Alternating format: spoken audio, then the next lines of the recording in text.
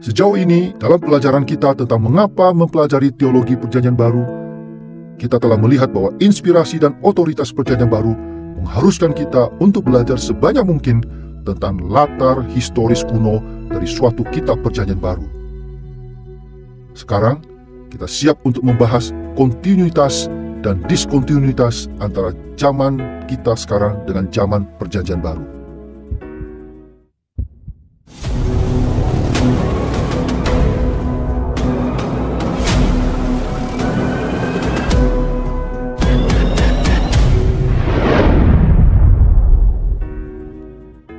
Bayangkan, Anda membaca sebuah buku yang ditulis 500 tahun yang lalu. Bahasanya pasti agak berbeda dengan bahasa Anda sekarang. Konsep-konsepnya akan dijelaskan dengan cara yang mungkin terasa agak aneh. Adat dan tradisi yang disebutkan dalam buku itu akan terkesan kuno. Namun, pada saat yang sama, jika Anda mempelajarinya, Anda dapat melihat bagaimana isi buku itu berkaitan dengan kehidupan Anda di masa kini. Mungkin dibutuhkan sedikit usaha untuk memahaminya, tetapi pada akhirnya Anda dapat menangkap sebagian besar dari apa yang dikatakan dalam buku kuno tersebut. Inilah yang kita hadapi ketika kita mempelajari Perjanjian Baru. Perjanjian Baru ditulis hampir 2000 tahun yang lalu. Oleh karena itu, bahasanya, konsep-konsepnya, adat-adat istiadat, dan tradisi-tradisinya sangat berbeda dengan pengalaman kita di dunia modern. Namun, pada saat yang sama, jika kita menyediakan waktu untuk mempelajari hal-hal ini, kita dapat melihat bahwa Perjanjian Baru masih terkait dengan dunia kita dalam banyak hal. Fakta bahwa Alkitab ditulis 2000 tahun yang lalu adalah relevan dan penting, karena Alkitab ditulis dalam suatu kebudayaan pada suatu waktu yang spesifik. Tetapi fakta bahwa Alkitab adalah firman Allah menjadikannya relevan bagi kita sekarang, karena Allah memilih untuk berbicara dengan anugerahnya dan belas kasihannya kepada kita. Firman Allah membedah kita dan berada di atas kita sebagai otoritas kita yang mendikte dan memberikan tuntutan kepada kita dan memberikan perintah-perintah yang harus kita taati dan bahkan menyuruh kita untuk mencintai perintah itu. Bukan hanya menaatinya, tetapi sungguh-sungguh mencintainya dan menghafalnya. Untuk mengerti bagaimana studi yang cermat dapat menolong kita melihat kontinuitas dan diskontinuitas antara kita dengan Perjanjian Baru, kita akan berfokus pada 3 pertimbangan utama. Pertimbangan periode sejarah, pertimbangan kultural, dan pertimbangan pribadi. Ketiga pokok ini saling berkaitan, tetapi lebih membantu jika kita membahas masing-masing secara terpisah. Mari kita lihat lebih dahulu beberapa pertimbangan periode sejarah yang penting. Ketika kita berbicara tentang suatu periode dalam sejarah Alkitab, yang kita pikirkan ialah suatu periode waktu yang ditetapkan oleh wahyu ilahi yang membedakannya dengan periode-periode waktu lainnya. Tentu saja ada banyak cara untuk membagi sejarah, dan tidak ada periode waktu yang sepenuhnya berbeda dengan periode sebelumnya maupun sesudahnya. Namun kita paling sering membagi periode waktu dalam sejarah Alkitab ke dalam zaman Perjanjian Baru dan zaman-zaman Perjanjian Lama. Kita menyebut periode Perjanjian Baru sebagai zaman perjanjian atau covenant yang baru. Periode sejarah ini dimulai dengan kedatangan Kristus yang pertama dan terus berlangsung hingga kedatangannya kembali. Zaman perjanjian yang baru bersifat unik karena merupakan zaman mesianis. Inilah zaman ketika Yesus, anak Daud yang agung, memerintah sebagai wakil Allah. Untuk memahami mengapa pertimbangan periode sejarah menjadikan studi teologi Perjanjian Baru diperlukan, kita akan melihat beberapa kontinuitas periode sejarah yang mempersatukan zaman Perjanjian yang baru. Dan sesudah itu, kita akan membahas diskontinuitas periode sejarah yang ada.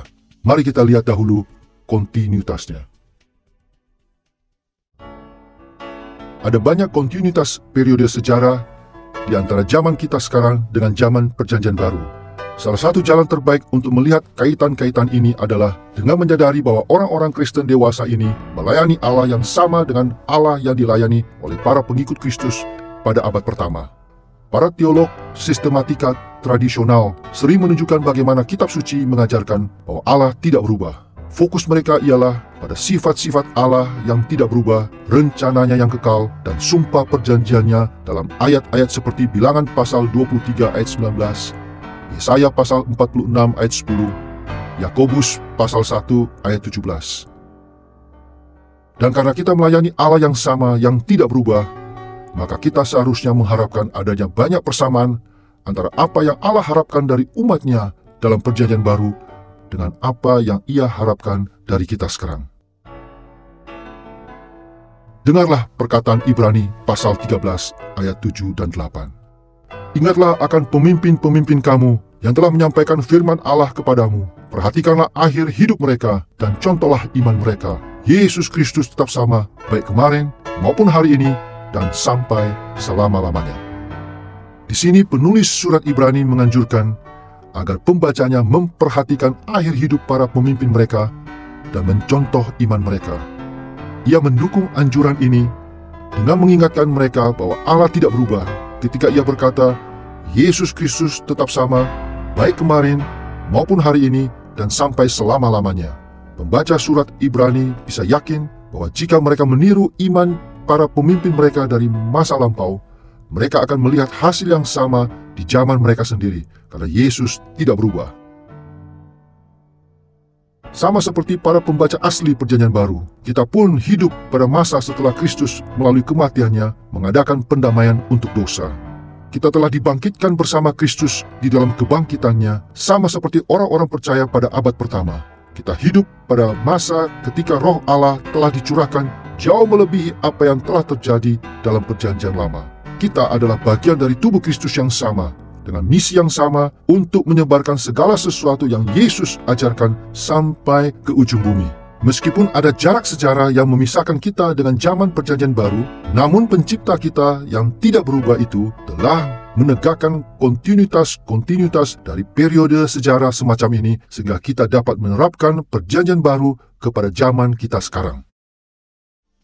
Setelah kita melihat beberapa pertimbangan periode sejarah dan kontinuitas yang ada di antara zaman kita dengan zaman Perjanjian Baru, mari kita tinjau beberapa diskontinuitas di dalam zaman Perjanjian yang baru yang menuntut kita untuk mengabdikan diri kita untuk mempelajari teologi Perjanjian Baru dengan teliti. Yang pasti, diskontinuitas periode sejarah antara zaman Perjanjian Baru dengan zaman kita sekarang tidak begitu mendasar seperti diskontinuitas periode sejarah antara Perjanjian Lama dengan zaman kita. Namun ada beberapa perbedaan penting yang harus kita ingat setiap kali kita mempelajari Perjanjian Baru. Dalam Efesus pasal 2 ayat 20, Rasul Paulus mengacu kepada salah satu diskontinuitas periode sejarah yang paling mendasar ketika ia berkata, jemaat dibangun di atas dasar para rasul dan para nabi dengan Kristus Yesus sebagai batu penjuru. Di sini Paulus membedakan antara para rasul dan para nabi sebagai fondasi jemaat dengan Kristus Yesus sendiri dan dengan jemaat di sepanjang sejarah. Seperti telah kita bicarakan sebelumnya, selama hampir 2000 tahun gereja telah mengakui otoritas mendasar dari Kristus dan rasul-rasul serta nabi-nabinya atas kita. Tetapi kita juga harus menyadari bahwa mereka tidak lagi hadir bersama kita secara fisik. Realitas ini menciptakan sejumlah diskontinuitas antara zaman Perjanjian Baru dengan kehidupan kita sekarang. Pertama, Perjanjian Baru berisi banyak contoh tentang mujizat yang meneguhkan yang diadakan oleh Yesus dan rasul-rasul serta nabi-nabinya. Kemampuan untuk melakukan mujizat-mujizat itu memisahkan Yesus dan para rasulnya sebagai otoritas dan pemimpin yang menjadi dasar dari jemaat.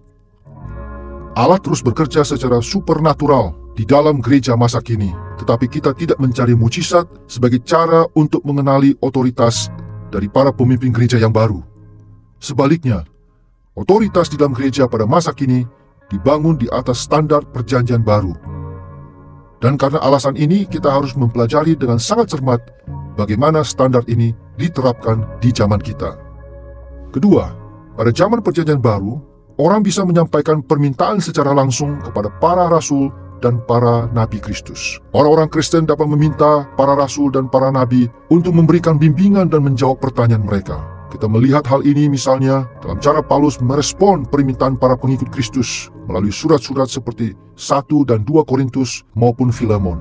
Terlebih lagi, pada zaman Perjanjian Baru, Masalah-masalah yang dialami oleh banyak gereja dapat diputuskan dengan interaksi di antara para pemimpin gereja yang menjadi fondasi jemaat. Seperti dalam sidang di Yerusalem dalam Kisah Para Rasul pasal 15. Tetapi pada masa sekarang, kita tidak lagi mempunyai tokoh-tokoh ini yang memiliki otoritas sebagai fondasi jemaat ini yang masih hidup di tengah kita. Maka kita harus bersandar kepada studi kita terhadap perjanjian baru dan memikirkan bagaimana penerapannya di zaman kita. Ketiga, ketika kita mempelajari teologi perjanjian baru, kita sering harus menghadapi fakta bahwa para penulis perjanjian baru memiliki penekanan teologis yang khususnya penting bagi periode pendirian jemaat pada masa itu, tetapi yang mungkin tidak ada kaitannya dengan kehidupan kita masa ini.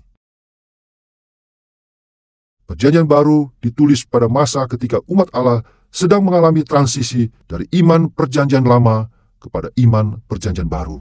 Itu sebabnya banyak isu yang dibahas dalam perjanjian baru terkait dengan bagaimana para pengikut Kristus harus bersikap terhadap berbagai praktik perjanjian lama dan tradisi Yahudi. Apakah seorang Kristen perlu disunat? Apakah mereka harus menaati hukum-hukum Yahudi tentang makanan? Bagaimana orang Kristen harus memahami kontinuitas dari persembahan korban binatang di Bait Allah sesudah Kristus mengadakan penebusan yang final itu? Tentu saja, banyak dari isu teologis yang mendasar ini telah diselesaikan di masa lalu. Dan dengan berakhirnya periode yang menjadi fondasi dari perjanjian yang baru ini, gereja Kristen beralih kepada tantangan-tantangan yang lain. Ketika kita membaca perjanjian baru, terkadang sulit untuk mengatasi diskontinuitas periode sejarah ini. Tetapi jika kita ingin menerapkan jawaban perjanjian baru untuk kontroversi teologis kuno ini pada masa kini, kita harus bekerja keras dan mempelajari teks-teks ini dengan sangat teliti.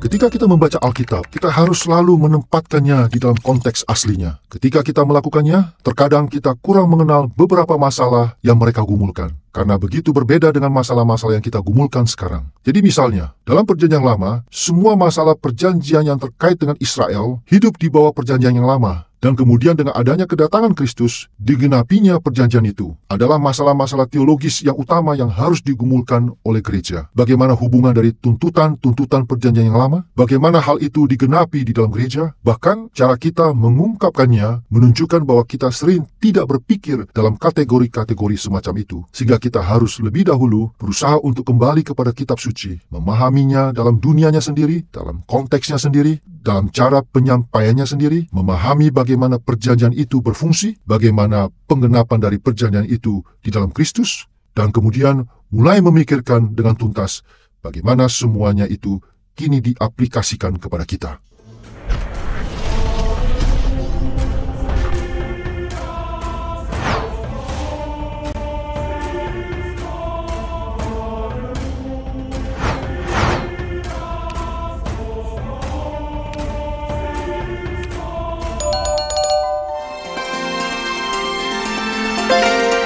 I believe in God the Father Almighty, maker of heaven and earth. I believe in Jesus Christ, His only Son, our Lord, who was conceived by the Holy Spirit and born of the Virgin Mary.